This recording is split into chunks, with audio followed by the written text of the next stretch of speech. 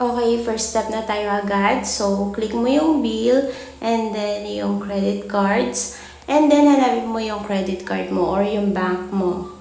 So, ako, Mastercard.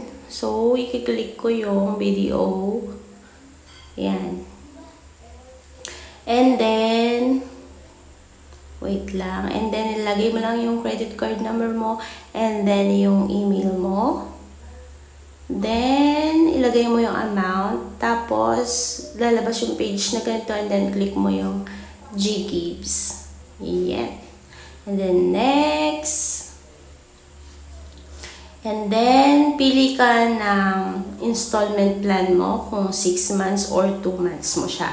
So, nakalagay dyan kung ilan yung interest niya. So, and then, optional lang naman kung ilalagay mo yung loan name mo. Ayan. So, ilagay mo yon para in case na ma-monitor mo kung ano yung babayaran mo. Okay, yung name ng loan mo.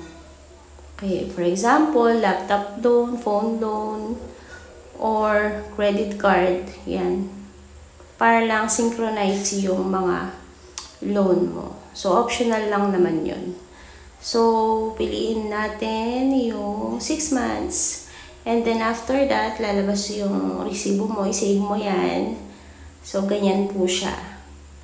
And then, after that, meron ka ding, and double check mo lang. Nandyan yung first due date mo.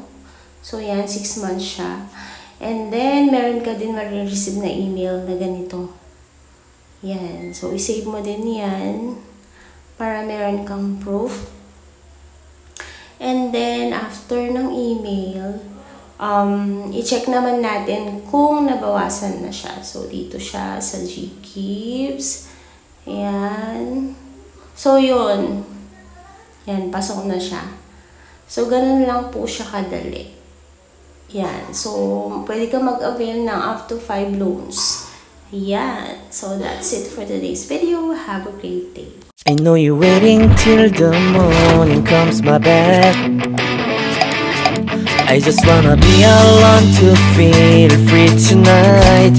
Told you so many times, don't wanna look back.